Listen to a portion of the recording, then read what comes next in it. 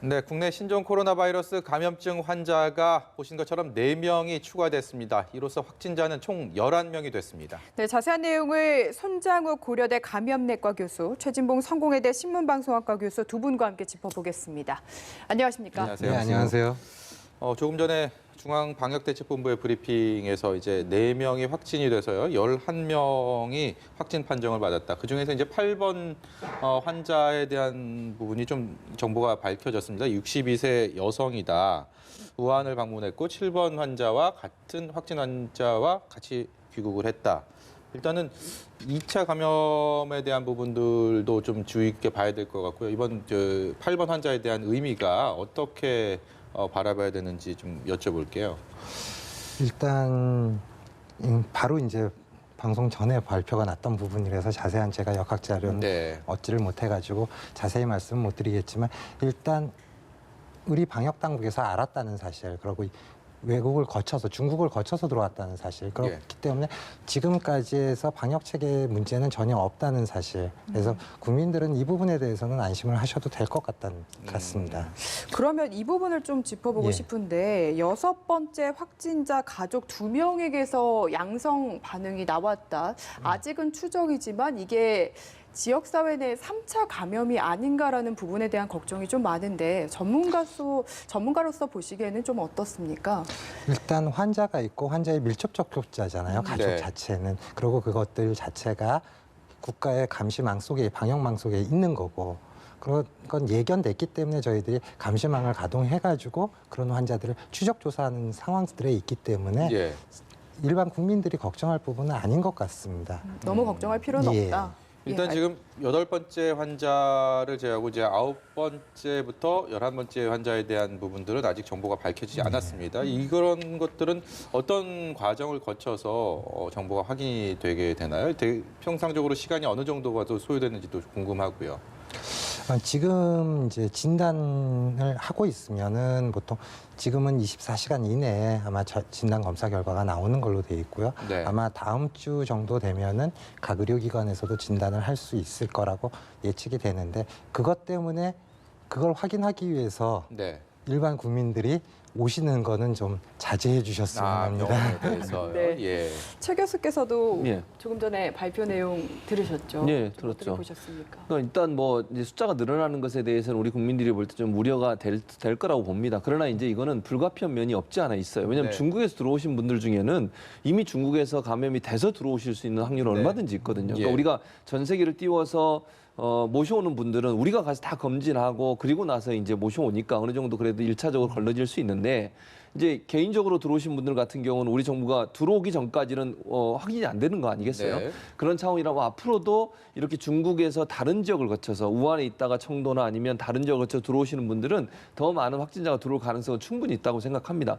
중요한 것은 이분들이 인천공항에서 확인이 되고 유증상자가 있을 때 바로 병원에 가 치료할 수 있도록 격리시키는 작업이 저는 필요하다고 봐요. 물론 무증상자로, 즉 어떤 그 보균을 하고 있지만 증상이 나타나지 않아서 들어오시는 분들이 전파할 가능성이 있긴 하지만 그건 이제 우리 검역세계가 1차적으로 검증을 못 해내지만 그럼에도 불구하고 중국에서 오신 분들을 조금 더 검증을 좀 더 세밀하게 해서 가능한 한 모두 다 찾아냈으면 좋겠다는 생각이 들고 중요한 것은 이제 이렇게 들어오는 것 자체를 막을 수는 없지만 인천공항에서 1차적으로 검진을 통해서 이런 증상이 있는 분들을 빨리빨리 격리 치료를 하도록 해서 더 이상 사회에 전파되는 것을 막는 그런 작업이 필요하지 않겠나는 생각이 듭니다. 오늘 오전에 확진자로 발표가 됐던 확진 7번째 환자 같은 경우도 증상이 없는 입국자이지 않았습니까? 그런 상황에서 이제 보건당국에서는 걸러내기가 발견하기가 쉽지 않은 상황이었고 그럼에도 불구하고 확진 판정을 받았고 8번 환자 같은 경우도 23일 날 귀국을 했으니까 설 연휴 전날입니다. 그러니까 정확히 한 일주일 정도 전이기 때문에 일주일 후에 이런 증상이 또 확인이 돼서 확진을 받았다라는 것들이 결국은 그런 어떤 시간적인 부분에 있어도 상당히 좀 의미를 부여하고 주의 깊게 봐야 되지 않을까 싶습니다. 지금 보건 당국에서 하는 게 2주라는 기간을 잡고 있습니다. 다 지금 2주를 벗어난 경우들은 하나도 없는 거고요. 그렇기 때문에 지금 작동하는 메커니즘 자체가 실패했다고 볼 수는 없고요. 네. 굉장히 잘 훌륭하게 진행은 되고 있습니다. 물론 이제 한 환자 같은 경우 밀접 접촉자냐, 일상 접촉자냐 이런 논란들이 있긴 있지만 그 환자조차도 저희 감시망을 빠져나가는 상태는 아니었기 때문에 일반 국민들이 걱정하는 그런 부분들은 아직까지 그렇게 심각하게 걱정하실 필요는 없을 것 같습니다.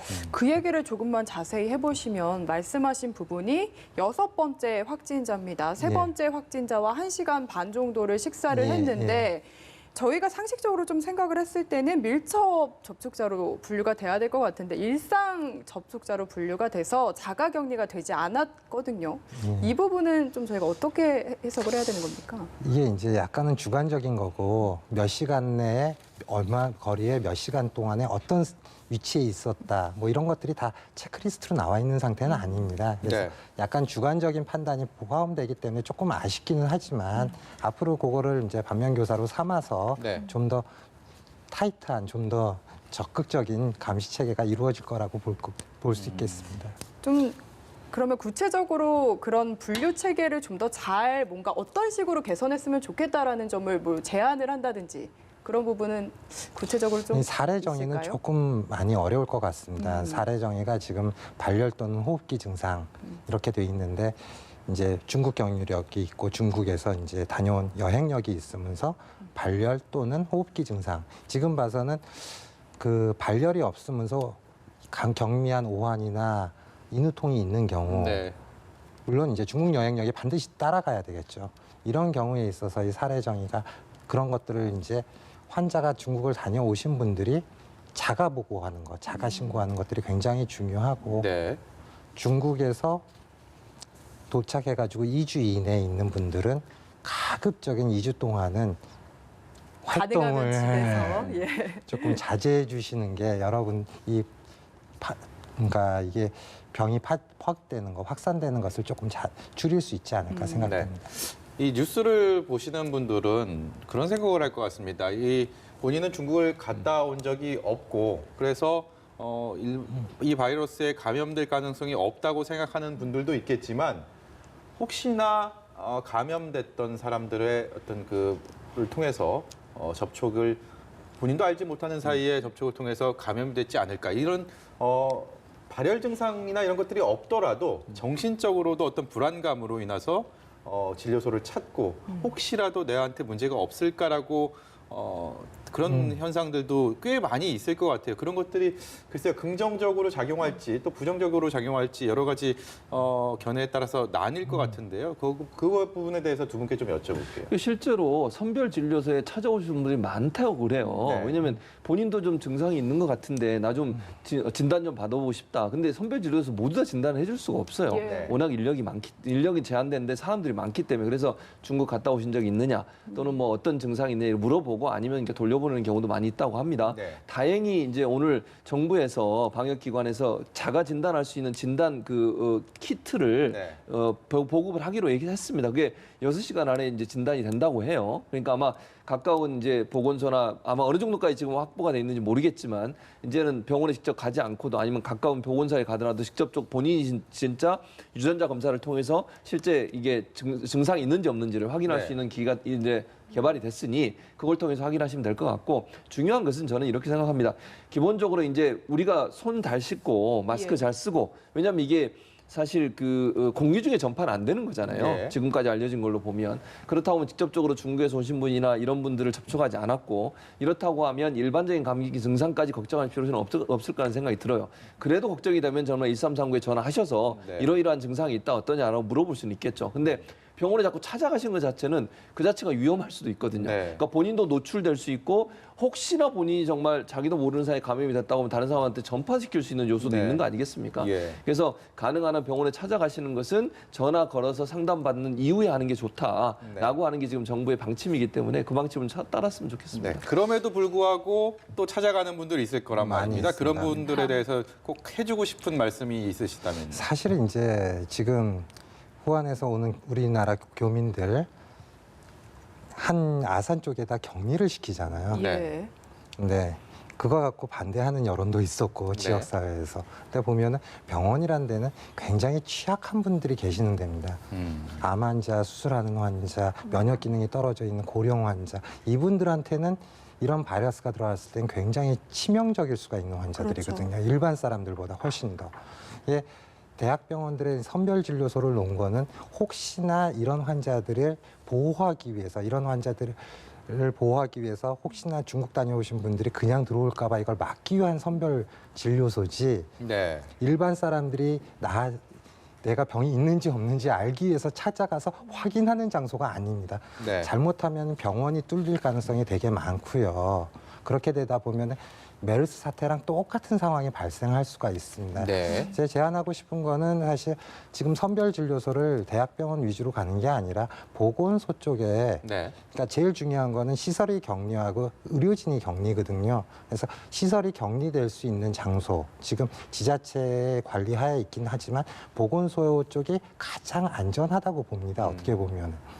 거기에 의료진이 부족하다면 민간에서 같이 협조하는 그런 형태로 체계를 이루어 놓고 거기서 선별 검사를 하고 거기서 환자가 발생했을 때는 국가 지정 격리 병상으로 가고 네. 그게 어느 정도 차면은 하나의 감염병 센터를 만들어서 한 병원 자체가 그런 환자들만 볼 수 있게끔. 그러니까 감염 환자를 여러 군데로 나누는 건 제일 위험합니다.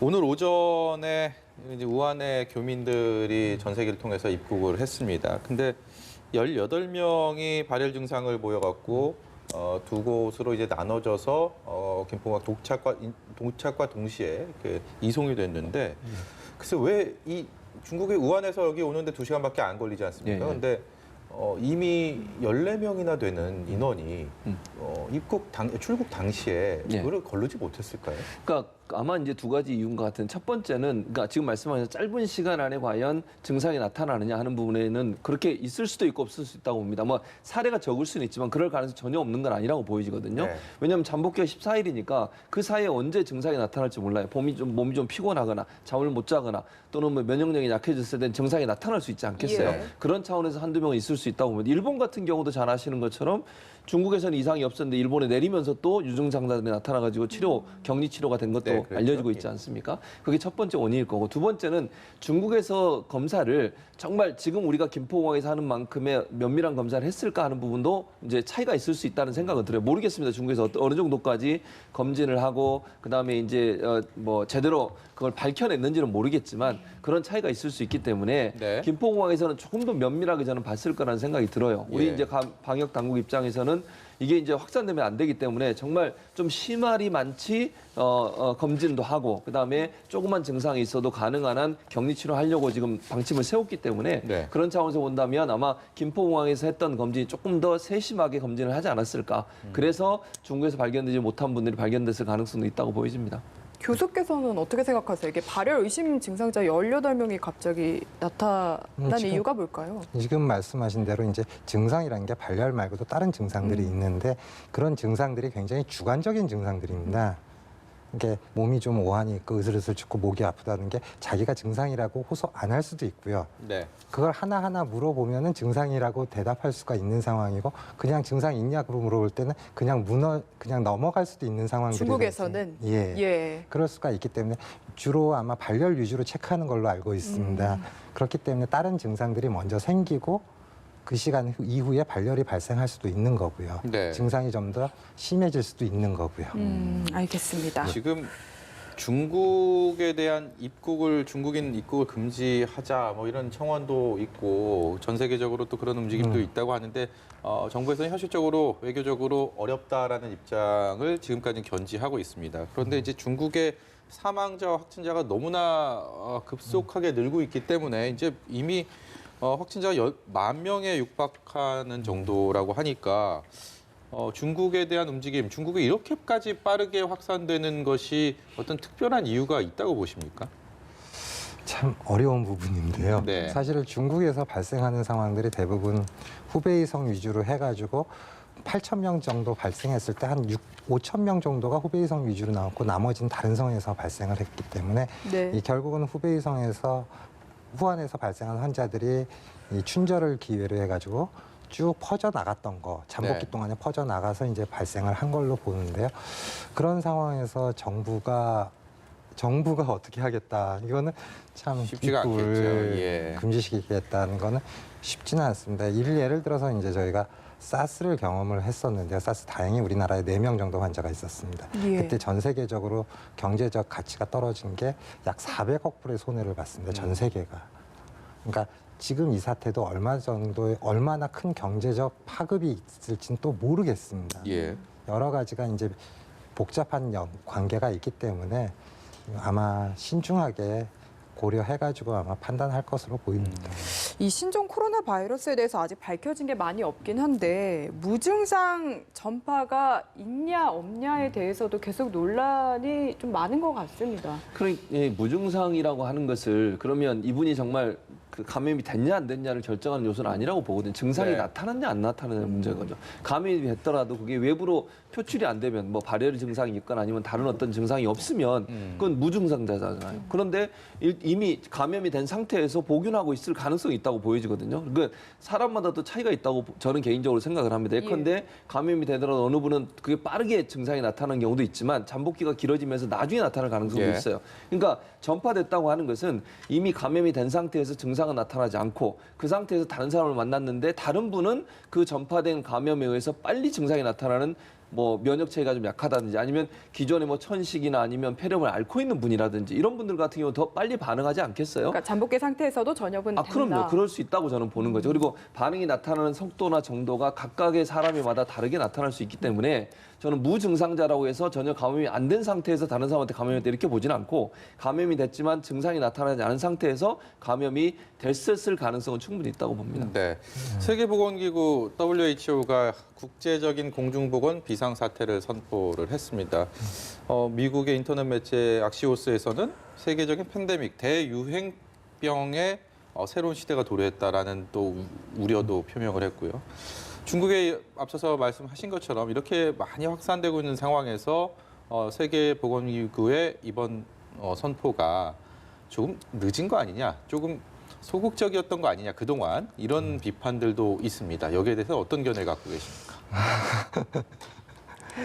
일단 이제 아마 그 중국 이외에 얼마만큼 다른 나라에 파급되는 속도를 보고 아마 결정을 한 것 같습니다. 우리나라 같은 경우는 좀 더 일찍 해줬으면 좋겠다는 생각을 하는 거고요. 네. 가까이 지리적으로 가깝고 환자 발생이 좀 많았던 나라들 네. 그런 위주로는 그렇게 볼 수도 있고 볼 수는 있습니다. 근데 지금 상황에서라도 늦지 않게 나온 거는 좋은데 이제 결국은 거기서 가장 키가 되는 건 교류하고 이동의 문제가 생기는 예. 건데 그거에 대한 것은 특별히 언급을 안 하고 그 눈치 보는 거 아닙니까? 글쎄 그만큼 또 이제 중국이 경제적으로 차지하는 위치가 또 어느 정도가 크기 때문에 네. 아마 섣불리 그런 걸 했을 때 다른 미치는 경제적 파급 효과도 아마 고려하지 않았나 정치적인 것보다는 아마 경제적 파급 효과를 고려하지 않았나 그런 생각은 듭니다 개인적으로. 네. 마지막으로 사실 뭐 마스크 쓰고 손 잘 씻으면 어느 정도 예방된다라는 이야기가 나오기는 하는데 그래도 지하철 같은데 사람 많은 데 가면 좀 걱정이 된다는 분들이 많이 계셔서요. 이 점에 대해서 좀 이야기를 해주셨으면 좋겠습니다. 그러니까 1차적으로 가장 중요한 것은 마스크는 반드시 착용을 하셔야 됩니다. 그러니까 많은 분들이 모이시는 장소에서는 뭐 이렇게 사실 옆에 가까이 있는 상태에서 기침을 하거나 이랬을 때 그게 전염이 될 수 있는 요소로 작용할 수 있잖아요. 그럼 마스크는 꼭 그 미세먼지 마스크가 아니어도 돼요. 왜냐하면 다른 사람의 침이나 이런 게 들어오지 않도록 막아주기만 하면 되거든요. 그래서 마스크는 반드시 착용해야 되고 두 번째 이게 이제 손잡이나 이런 데를 잡아야 되잖아요. 그랬을 때 다른 물건 예를 들면 감염된 분이 물건을 만진 그 물건에 바이러스가 옮겨져서 그걸 잡았을 때 옮겨올 수 있잖아요. 그러니까 이 밖에 나와서 활동하는 동안은 가능한 한 손을 자주 씻어줘야 한다는 거죠. 그런 가능성을 배제하기 위해서.